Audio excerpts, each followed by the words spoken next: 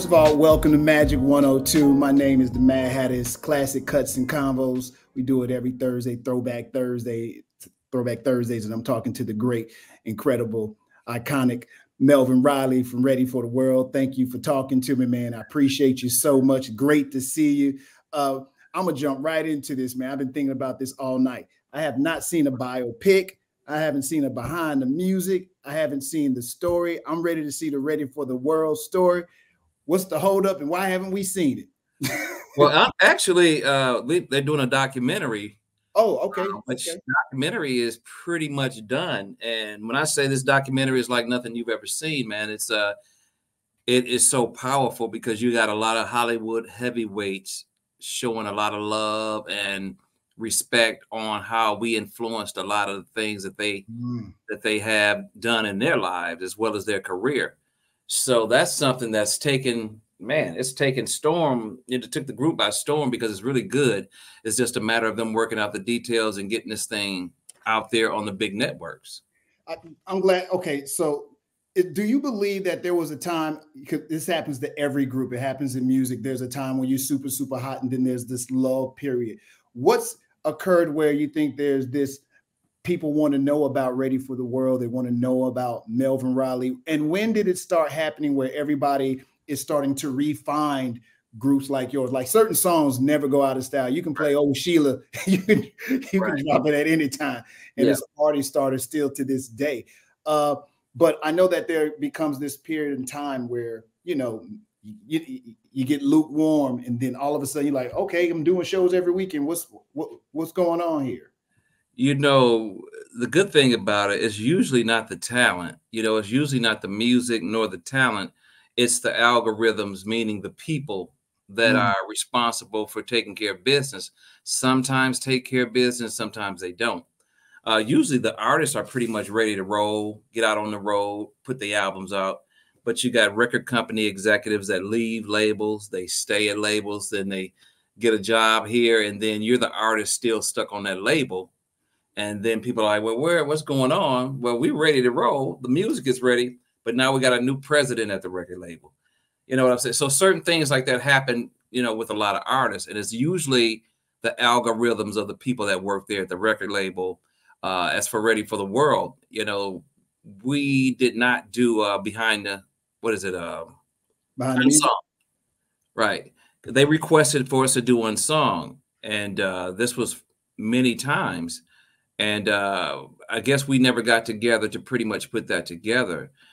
But again, algorithms and people not handling what they should have been handling gave people the wrong information, and that got screwed up. Oh, wow. So, yeah. So I'm one of those people that I like to deal with people directly. So I don't want anybody really speaking for me when it comes to certain matters, because sometimes that's where translation gets messed up. And that's when you see that lukewarm type of period when you have artists going through that little phase. I can dig it. I can dig it. So that means we will be seeing this story soon, is what you're trying to tell me. Hey, I'm hoping so. You know, once they can get it sold to a network and put out there, people are going to love it. All right. I'm going to go back, man. Originally, I understand that you wanted to be a football player. You're a huge Pittsburgh fan.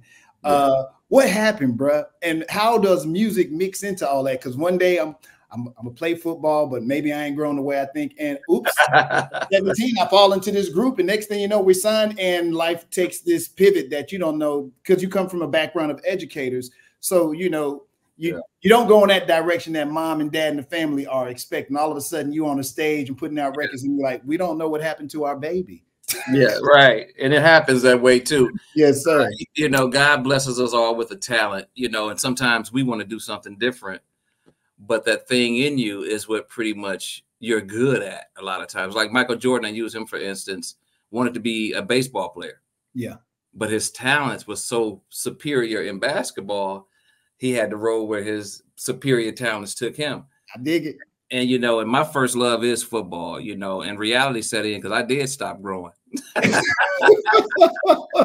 I did. So I played football 12 years of my life. You know, I was in love. You could have told me I wasn't going pro. And but my talent is songwriting. I would come home from football practice and I always find myself at the piano tinkering and coming up with melodies. And that's that thing I tell you, when God gives you this gift, it's just sometimes it's something that's just in you that you always go back to. And that's, you know, where you go up and all of a sudden now you're on stage performing for all these people and you're good at it. And it's that because you got that gift. And that's really the real deal. When did you know you were good though? Because again, you're a kid and you're playing football and your family, the vision has already been written for you. Yeah. And that's the funny thing about it, because I've always been able to, that ear, you know, even though my mind was somewhere else, I always knew what a hit record sounded like. I always knew what melody was. And it's one of those things you can't teach yourself. You can develop it and make yourself better at it. But I just always had a knack for writing songs. I always had a knack for melody. I always had a hook for a vibe for writing a hook that was catchy. And I attribute a lot of that to going back and forth to Clarksdale, Mississippi, where the blues was born. Yes, sir. It's Clarksdale, Mississippi. Well, I was born in Clarksdale, Mississippi, and had to go back to Clarksdale pretty much every summer. That and Marks, Mississippi. My mother was from Marks and my father was from Clarksdale, Mississippi. And I grew up listening to the blues. So when the other kids was listening to maybe this, that, or the other, I was listening to blues. So that storytelling, I think, comes from my roots of growing up and listening to blues as if it was the mainstream, which it was the mainstream for my family. Yes, sir. Besides gospel and a lot of other things. But yeah, that blues, I think, really gave me that knack to be able to say, this is catchy. Let me sing about something that's going to get people's attention. Was there a definitive moment when you knew that Ready for the World was going to happen? Like I said, you're a young kid, you're 17, maybe 18, and then this pivot takes off and you got to move in that direction. Right. It's not, we didn't really know for sure. I was in college at the time. I graduated college at 17 years old, but we had attorneys in Detroit that believed in us. And we did a demo tape, man, right out of high school. Excuse me. And it was 4 songs. And we met these attorneys through the Electrifying Mojo. Oh, DJ, big time DJ. Yeah. Big time DJ in Detroit. We went up there, man. And by chance, he was coming from lunch and we were going in to see him. And he said, come on up. Let me hear what you got. And it blew him away. And that was Tonight and Deep Inside Your Love. And he fell in love with it. He said, I'm going to hook you guys up with some attorneys here and see if they can make something happen. And the rest is history. Wow. So we were just, we were just going up to say, hey, man, can you play our record on the radio? And it went from one thing to the next thing to the next thing. So there wasn't even time for you to imagine what life would be without going to school, without playing ball, without going in that direction. You kind of like, I don't want to use the word, you were thrown into this. Yeah. You probably have hopes at some point, if you're going into the studio to record, obviously you want it to take off, but it happens in such a way and so quickly. How did you rebound from that? Because, like you said, you went in with a demo, you came away, and, oh, wow, we got a deal now. Life is different. Yeah, that's basically how it happened, and I don't think we took it for granted because we didn't really feel like stars anyway, but this music started going up the charts. And then the next thing you know, we're on tour with Luther Vandross. Wow. So a lot of things happened where we weren't really ready, but we were ready in the studio. So that's where we get the Ready for the World, because the studio was what we did. We want to make hits. We want to make hit records. And so that's what we honed our skills for, was making hit records, because we felt like, hey, what was on the radio, we had something hotter than what we felt that we were listening to on the radio. We always felt like, no, we can do better than that. Yeah.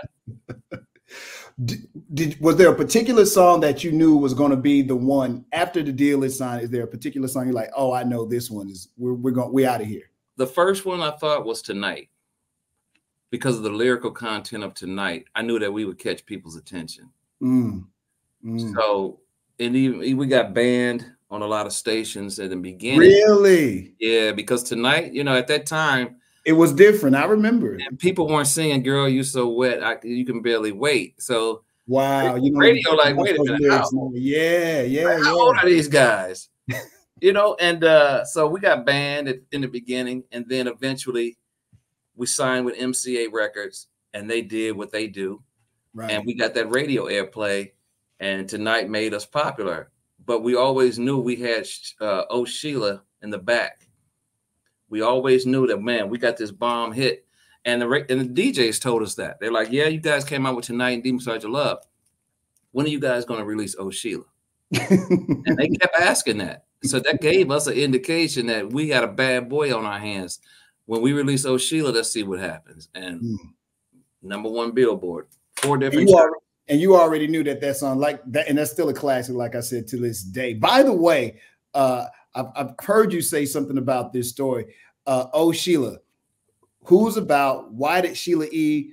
There was some talk that she might have thought that it was about her. I don't know if it ever was, or if you ever cleared up if it was or was not about her. Was Sheila an actual person? Sheila is fictional, man. I came up with Sheila, man. Is there a reason why you picked that name? I went through a lot of names. Really? And I don't know. I remember I was like 16, almost 17 years old when I wrote it. Right. And I remember coming up with old Lisa, it was a bunch of names. But the Sheila is what really stood out to me. And it was not about a particular person, but I made her up. So that's where that came from. And then I met Sheila E at I think American Music Awards years ago, and she asked me, was it? And I said, no, actually it was. I had different names, and I told her the truth because it wasn't about her. I hadn't even met her yet. Yeah. So it wasn't about her, but it was definitely a catchy name, at the time, because it was good timing with Prince and Sheila E doing what they do. Did you all receive comparisons? There was another group out at the time with Dream Boy. I can't lie, man. When I was a youngster, I loved Don't Go. Were you guys ever confused for Dream Boy at any point? Because I think Dream Boy, wasn't they on MCA as well?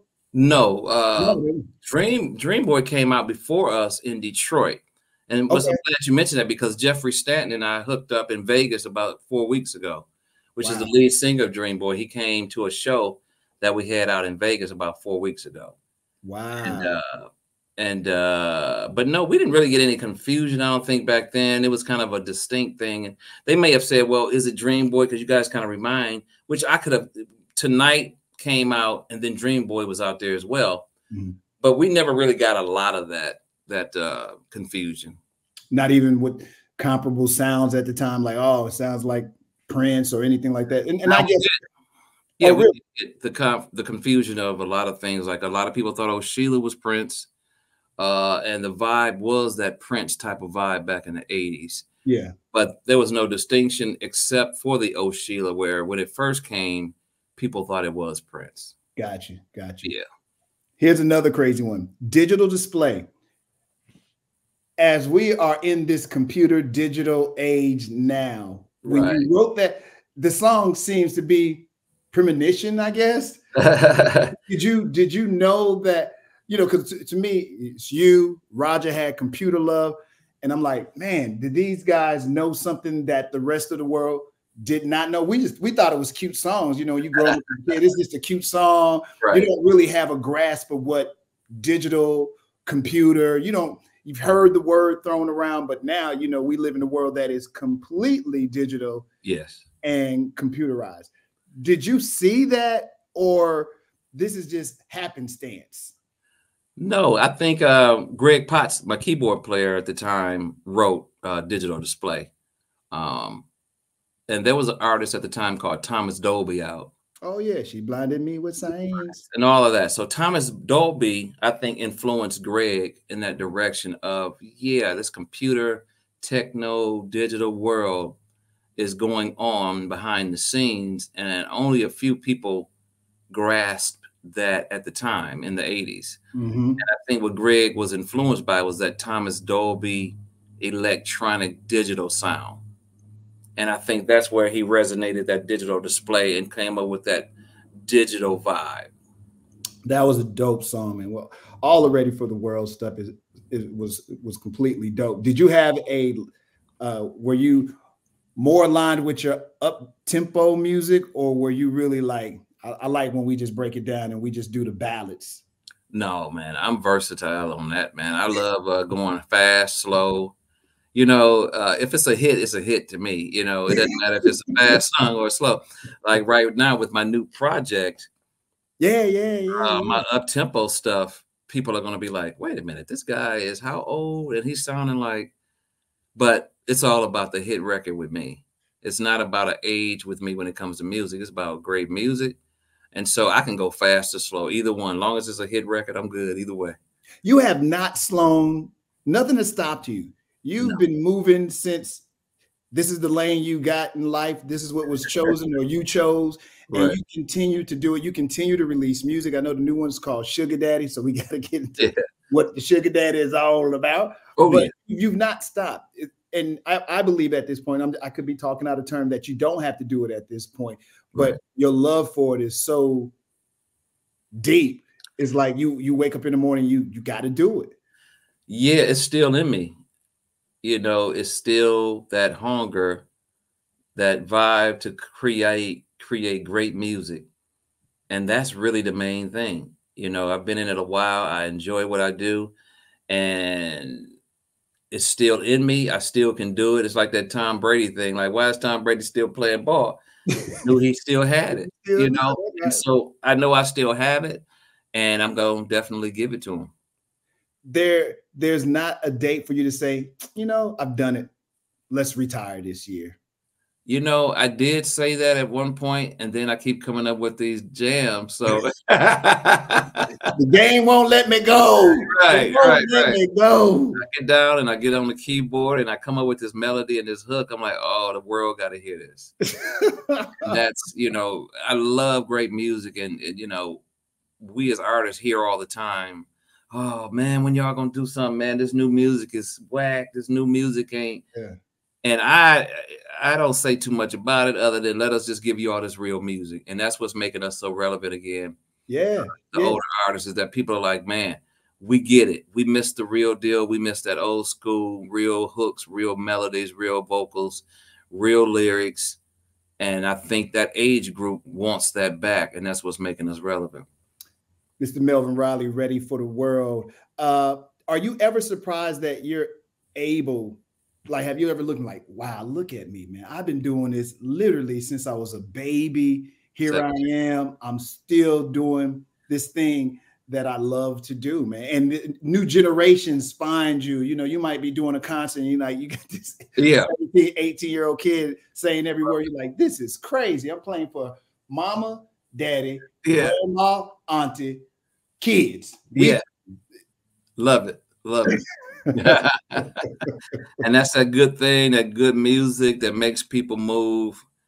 And I mean, not only for myself and the group, but for other artists, that still can do it and still get out there and let those fans and the new fans, like you said, the younger kids, oh man, when they discover the old Sheilas and the Love You Down Tonight digital display, it's a whole new creation. Yeah. I know that there was and I hope we get to hear the story one day, the whole Ready for the World story.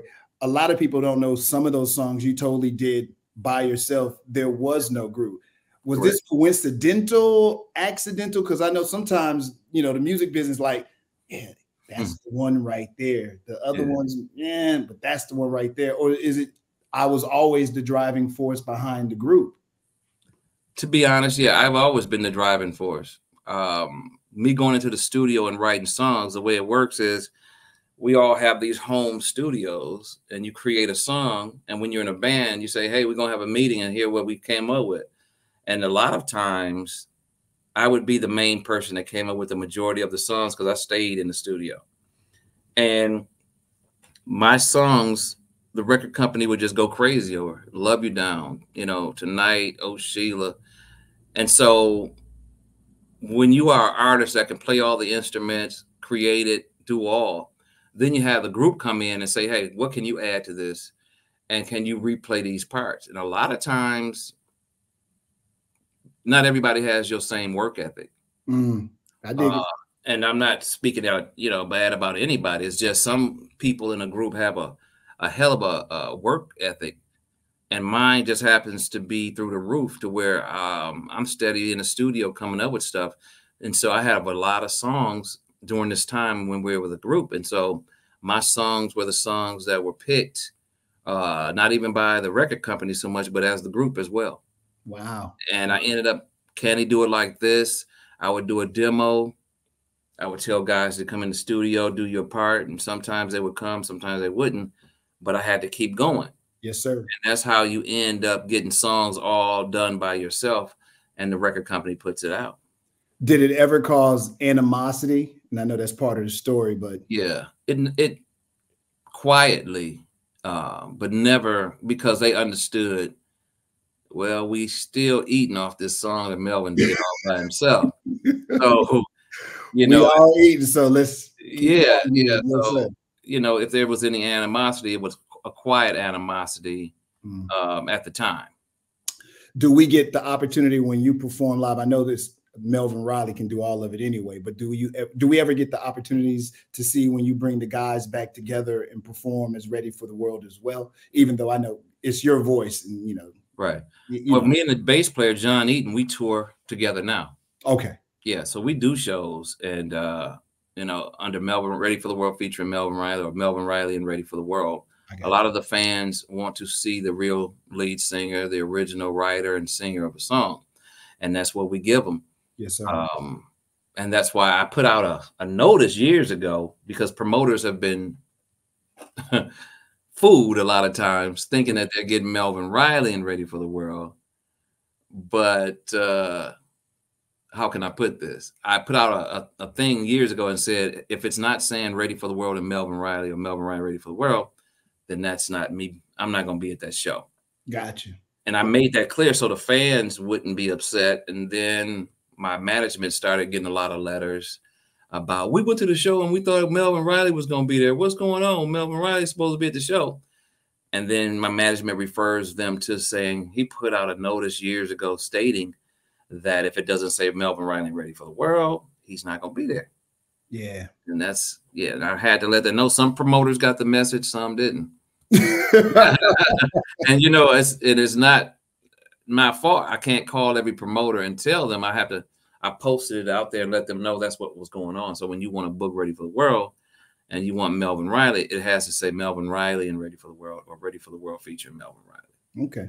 Well, you know, as fans, you know, they always want to see the originals. It always makes you feel that nostalgic feeling. But they most certainly want to see Melvin Riley. So, I'm with it. Always. Now, talk to me about Sugar Daddy, man. I guess we at a point now where, you know, life has changed for us. So now we're talking about being sugar daddies. There you go. There you go. That was it right there. Every man as he gets older, in his maturity, yes, sir, knows that you know, I'm trying to put this nicely. Yeah. Skate on, brother. Skate on. I'm with you. So as we mature as men, you know, we appreciate things in a way to where we like, you know what, girl, don't worry about that. I got you. You know, and so that's where Sugar Daddy comes from. You know, Sugar Daddy is that. Like, yeah, like, you listen, I got you. I've been out here a while, you know, and I don't want to see you all frowned up and upset all the time when I got you. So, you know, let me be your sugar daddy, take a little of that weight off of you. And that's the PG version of it. Sugar daddy on, Mr. Riley. Sugar daddy on, man. Yeah, man. And another thing. Go. Another thing is that, you know, through the past 25 years, women have been hearing some real derogatory lyrics toward women. You know, and of course you got, you know, people that rap about this or sing about that. I'm not getting, you know, it is what it is. Yes, sir. But there's nothing wrong with a guy coming along and singing also, you know, let me take care of you. Let me handle, you know, this, that, and the other. Because it don't always have to be derogatory. It has to be some kind of balance to where you got a guy that says, hey, come on now. You know? I got that. I dig that. Over all these years, how were you able to balance friendship, relationships, family, fame, fortune? How were you able to do it? Because many times a lot of your peers, I can't sit here and have these conversations with them because life won that war, so to speak, with them. Oftentimes guys are not able to go through the ups and downs of this industry unscathed, but you are vibrant and youthful looking and ready to do it. What's it been attributed to? Well, I mean, I never strayed away from my faith. You know, God and Jesus Christ has always been my savior, you know, and I think having the balance comes from your foundation. If you don't have a foundation out here, life will take you on a roller coaster. My priority is making great music and putting that great music out in the world, man. I've never tripped on celebrity. I've never tripped on fame, fortune. I've enjoyed it. And I continue to enjoy it, but it does not make me move in a way to where I got to be funny style to anybody. Yes, it's sir. About that music, you know, and I can balance that knowing that I got a great foundation and I keep it real. You know, I've never changed. I'm happy being who I am, doing what I do. And I didn't have to become somebody else to enjoy the fame and the fortune. Salute on that. Continue being you. I can tell that health, my big thing is health and wealth. And I'm looking at you, I'm like, oh yeah, I can tell like this brother, he believes in this mantra. What are you doing to maintain this youthful feel and look that you have? Man, I just, of course I get up, I get on my treadmill or I go to the track. And then when I get lazy, I get fat. And then when I ain't lazy no more, I get on my grind. So it is, of course, it's an up and down when you get older, you know, but when you know it's time to get back in that gym and do what you need to do and eat right, then you do that. Yeah. You know, like Mike Tyson, man. Mike Tyson is getting it in. Yeah, man. He's still dangerous. I'm still scared. Always dangerous. Let's fool you. Yes. And that's the same way here. You know, we get older, we get fat sometimes, and then we get right back in shape and we looking, you know, try to keep it together. Yes, sir. Well, Mr. Riley, I appreciate your time. I want to thank you for the years of great music that you gave me as a young kid. The funny thing is when you look at the people that you look up to, you forget that they were youngsters doing what they was doing. So basically y'all the same age. But like it was older because, you know, the platform make you bigger than life. Right. But I still want to say I thank you for that part of my youth that you you gave me when I couldn't say the words to the girl the right way. You had the songs that had the lyrics the right way, so I could just send it a little mixtape with that. When we was at the party, even though we was hip hop, you know, you got to get your digital display. There you go. Old Sheila in there. Got to get the girls. Got to get yes. You can't. So I just really want to thank you, man, for what you have given. You know, oftentimes I know guys are doing it because they love it. And you forget every now and again, you get reminded like, oh man, there was so much impact in the music that I put out there. People had babies to your music. They made friends with some of your songs playing. They met people that they still call friends to this day. And man, I really just want to say thank you for being the soundtrack of my youth. I appreciate what you did and salute to you, sir. That's what I really want to say to you. Man, listen, that's an honor hearing that. You know, I truly appreciate it because it makes me know I've done my job. Yes, sir. You know, and those are the things that you want to last in this industry is for brothers or folks to come to you and say what an impact you made in their life. And that's why I say it's always about that great music because it can do that for you. So my man, I'm honored and I appreciate you, brother, for sure. Thank you so much. Melvin Riley, you take care of yourself, man. And, you know, slow down on your sugar daddy game. and y'all go to YouTube and check out the video. It's on YouTube now. Melvin Riley, Sugar Daddy. Oh, give your contacts too, because people, I'm glad you said that. Please, man, if you're not following this to Melvin Riley, make sure you do so. How can they follow you? What's all your connects? I know you got merch and all that great stuff. People want to support you in so many different ways. So tell them how they can do that. Everybody just go to IamMelvinRiley.com. I've got merchandise. I got the memorabilia. I've got the new singles and all the information on Melvin Riley and Ready for the World. So Facebook is Melvin Riley. Instagram is I Am Melvin Riley. And most of my platforms are I Am Melvin Riley. So come and check me out. Check out the merch. Check out the music. and keep you informed on the shows that's coming up. All right. Melvin Riley, Ready from the World. Salute again, brother, to you, man. And thank you so much for your time, okay? I appreciate it, brother. Have a good day. Yes, sir. You too. All right.